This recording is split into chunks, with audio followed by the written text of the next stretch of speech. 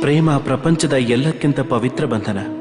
ಆದ್ರೆ ನಿಜ ಏನಂದ್ರೆ ಇದು ಬಂಧನದ ಮುಕ್ತಿ, ಸ್ವಾತಂತ್ರ್ಯ.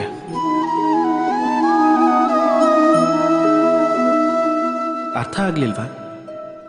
ತಿಳಿಸ್ಕೊಡ್ತೀನಿ. ಯಾರಾದ್ರೂ ನಿಮ್ಮ ಪ್ರೇಮನ ತಿರಸ್ಕರಿಸಿದ್ರೆ, ಯಾರಾದ್ರೂ ನಿಮ್ಮ ಪ್ರೇಮನ ಅರ್ಥನೇ ಮಾಡ್ಕೊಳ್ದಿದ್ರೆ ಆಗೇನಾಗತ್ತೆ?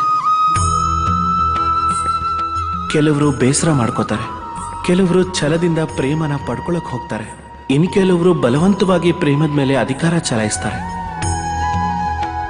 ಆದ್ರೆ ನಾವ್ ಯಾರನ್ನ ಪ್ರೇಮಿಸ್ತೀವೋ ಅವ್ರು ನಮ್ಮನ್ನು ಪ್ರೇಮಿಸ್ಲೇಬೇಕು ಅನ್ನೋ ಅಗತ್ಯ ಏನಿಲ್ಲ. ಯಾಕೆಂದ್ರೆ ಪ್ರೇಮ ವಸ್ತು ಅಲ್ಲ, ರಾಜ್ಯವೂ ಅಲ್ಲ, ಧನವೂ ಅಲ್ಲ, ಬಲವಂತವಾಗಿ ಅದನ್ನ ವಶ ಮಾಡ್ಕೊಳ್ಳೋದಕ್ಕೆ. ಪ್ರೇಮ ಅನ್ನೋದು ನಿಮ್ಮ ಬಂಧನಗಳನ್ನ ತೊಡೆದುಹಾಕೋ ಶಕ್ತಿ. ಆದ್ರೆ ಅದು ಯಾರ ಬಂಧನಕ್ಕೂ ಒಳಗಾಗೋದಿಲ್ಲ. ಅದಕ್ಕೆ ನೀವು ಯಾರನ್ನು ಪ್ರೇಮಿಸ್ತಿರೋ ಅವರನ್ನ ಸ್ವತಂತ್ರವಾಗಿ ಬಿಟ್ಬಿಡಿ. ಯಾಕೆಂದ್ರೆ ಸ್ವಾತಂತ್ರ್ಯ ಅನ್ನೋ ಭಾವನೆ ಜೀವಿಗೆ ಅತ್ಯಂತ ಪ್ರಿಯವಾಗಿರೋದು. ಪ್ರೇಮ ಸತ್ಯವಾದದ್ದಾದ್ರೆ ಅವ್ರಿಗದು ಖಂಡಿತ ಅರ್ಥ ಆಗತ್ತೆ. ಅಲ್ಲಿ ತನಕ ನಿಸ್ವಾರ್ಥ ಭಾವದಿಂದ ಪ್ರೇಮಿಸಿ, ಸ್ವಾರ್ಥನ ಬದಿಗೆ ಸರಿಸಿ.